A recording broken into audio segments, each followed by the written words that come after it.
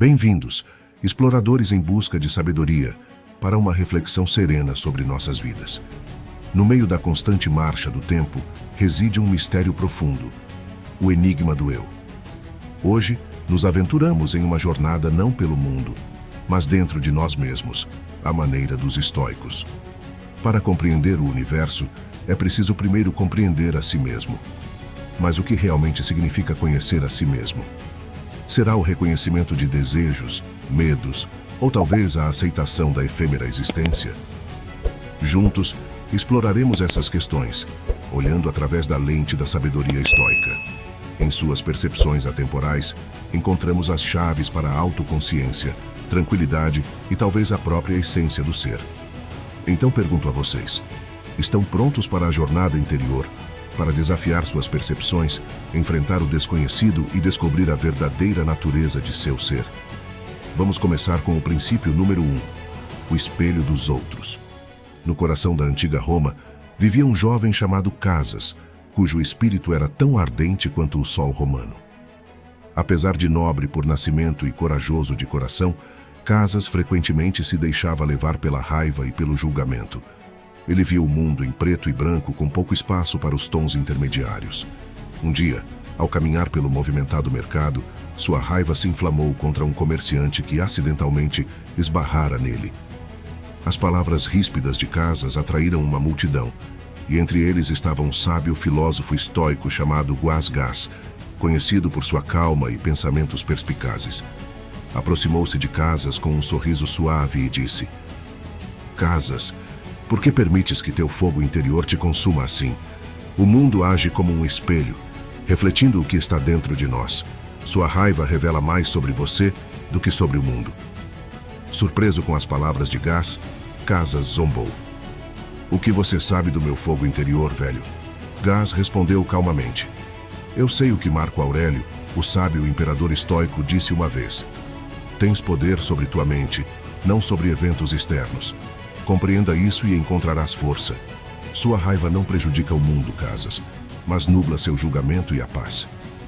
Intrigado e ligeiramente humilde, Casas pediu a Gas que explicasse mais. Gas compartilhou uma história de sua juventude, como ele também já se enfureceu contra cada ofensa percebida, apenas para perceber que sua raiva era um reflexo de seu tumulto interior. Ele falou da crença estoica de que, ao entender e controlar nossas emoções, podemos ver o mundo com mais clareza e agir com sabedoria e virtude. Casas passou muitos dias ponderando sobre as palavras de Gas e observando suas próprias reflexões nas ações dos outros. Ele começou a perceber que sua raiva muitas vezes nascia do medo ou do orgulho, e que, ao enfrentar essas emoções, poderia encontrar uma abordagem mais calma e racional para a vida. Anos se passaram, e Casas tornou-se um líder respeitado, conhecido por sua justiça e sabedoria. Frequentemente lembrava das palavras de Marco Aurélio e da lição de Gas, compreendendo que o mundo ao seu redor servia como um espelho de seu eu interior. Força na autorreflexão e paz no autocontrole, incorporando as virtudes estoicas que antes havia menosprezado. A história de Casas se espalhou amplamente, servindo como um lembrete de que as emoções que vemos nos outros frequentemente refletem nosso próprio mundo interior. Ao entender isso, podemos transformar nossas percepções e reações, encontrando força e sabedoria dentro de nós mesmos. Princípio número 2. A dicotomia do controle reimaginada. Na movimentada cidade de Nova York, vivia uma jovem chamada Emma, que prosperava no controle e precisão em sua vida. Como gerente de projeto em uma proeminente empresa de tecnologia, os dias de Emma eram um turbilhão de prazos mortos, reuniões e horários meticulosamente planejados.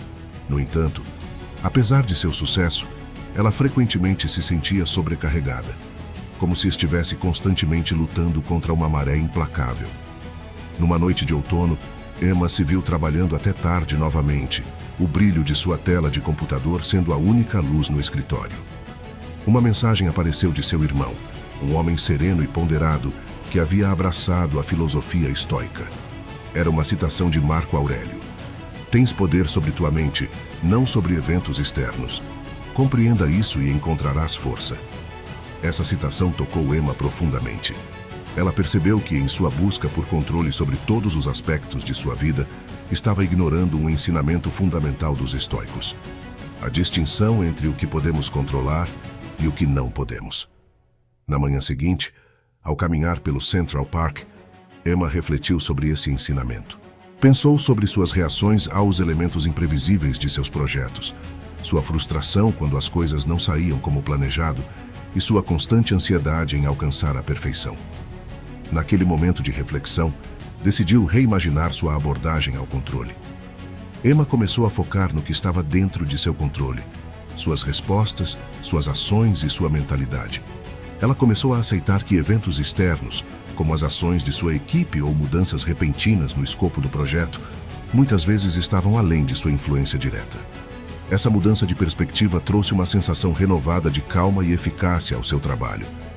Meses se passaram e os colegas de Emma começaram a notar uma mudança.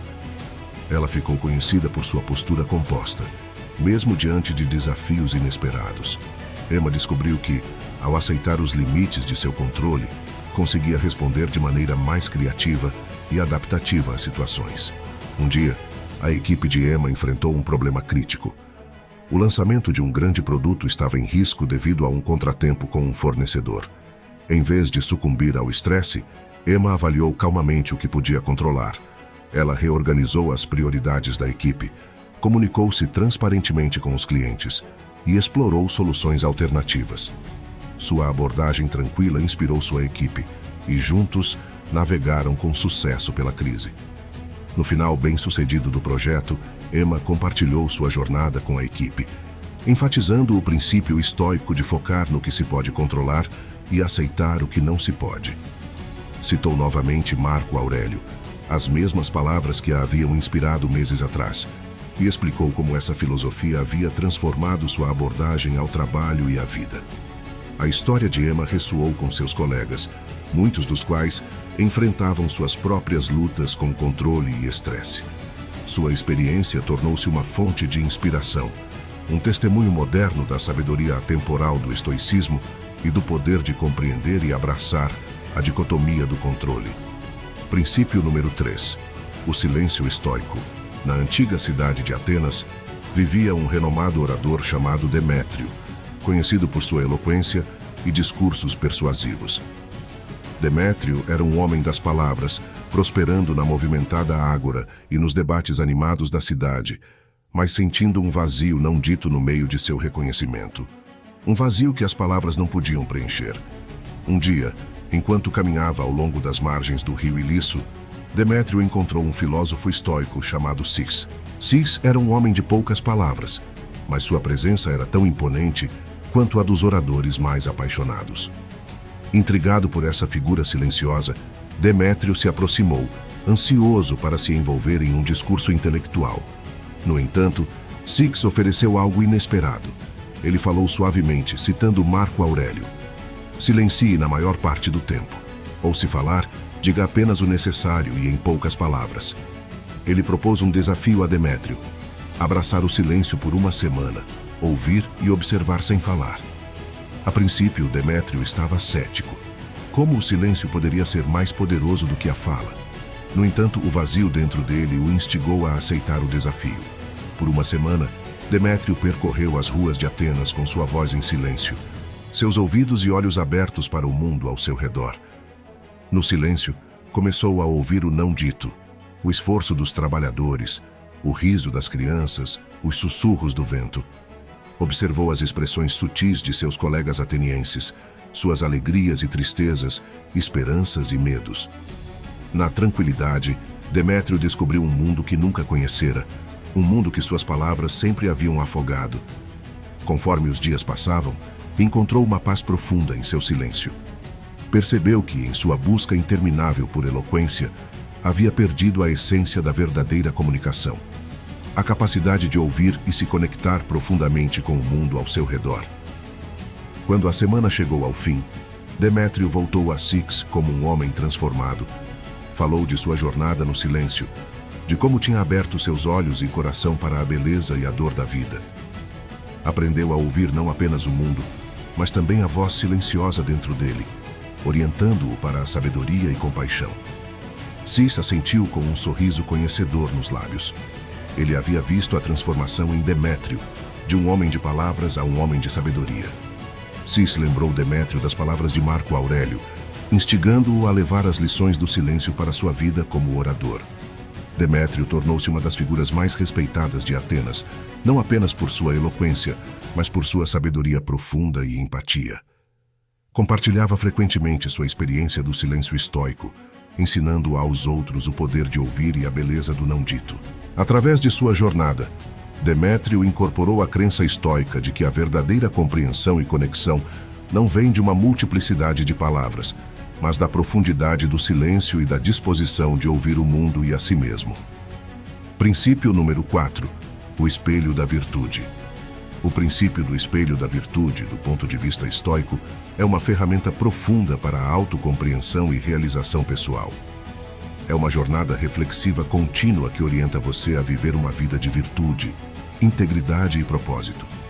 Isso encapsula a busca estoica por uma existência significativa e contente, crescimento, mas também impactar positivamente o mundo ao seu redor. Em essência, o espelho da virtude é um processo reflexivo contínuo que orienta você a viver uma vida de virtude, integridade e propósito, encapsulando a busca estoica por uma existência significativa e contente. Princípio número 5. A loucura da fixação futura. A loucura da fixação futura, do ponto de vista estoico, trata-se de compreender as desvantagens de se preocupar excessivamente com o que vai acontecer a seguir ou com o que já aconteceu. O estoicismo nos ensina a focar no presente, pois se preocupar demais com o futuro ou remoer o passado pode causar estresse desnecessário e impedir que aproveitemos a vida como ela é agora. Em termos simples, pense assim: se você está sempre pensando no que está por vir, pode perder as coisas boas que estão acontecendo hoje. Por exemplo, se você está constantemente preocupado com uma futura entrevista de emprego, pode não perceber ou apreciar um dia bonito ou um momento agradável com um amigo. Da mesma forma, se você está preso em algo embaraçoso ou ruim que aconteceu no passado, é difícil seguir em frente e aproveitar os momentos atuais. Os estoicos acreditam que devemos planejar para o futuro, mas não deixar que esses planos controlem nossa felicidade hoje. Eles também acham aceitável aprender com o passado, mas não permitir que ele nos impeça de avançar. A chave é encontrar um equilíbrio. Ao fazer isso, podemos sentir mais paz e realmente nos conhecer melhor, entendendo o que nos faz felizes e realizados agora, não apenas em algum futuro imaginado ou passado lembrado. Princípio número 6. A cidadela interior dos estoicos. A cidadela interior dos estoicos é um princípio sobre construir uma mente forte e pacífica que possa resistir aos desafios da vida. Imagine sua mente como uma fortaleza ou um espaço seguro. Assim como uma cidadela protege uma cidade, sua cidadela interior o protege de problemas e preocupações externas. Do ponto de vista estoico, isso significa treinar-se para controlar suas reações e emoções. A vida muitas vezes nos apresenta problemas inesperados, como trânsito ruim, dias difíceis no trabalho ou discussões com amigos que podem nos aborrecer. Mas se você tem uma cidadela interior forte, pode permanecer calmo e não deixar que essas coisas o perturbem muito. Para construir sua cidadela interior, foque no que você pode controlar e deixe de lado o que não pode. Você não pode controlar o trânsito, mas pode controlar como reage a ele. Talvez ouça sua música favorita ou um podcast interessante, em vez de ficar com raiva. Além disso, pense positivamente e lembre-se de suas qualidades e pontos fortes. Isso é como fortalecer as paredes de sua cidadela. É sobre se conhecer bem, entender o que o incomoda e se preparar para lidar com essas coisas calmamente. Ao fazer isso, você se torna mais tranquilo e confiante. Não importa o que aconteça fora de você. Dentro da sua mente, você permanece forte e inabalado. Isso é o que a cidadela interior dos estoicos representa.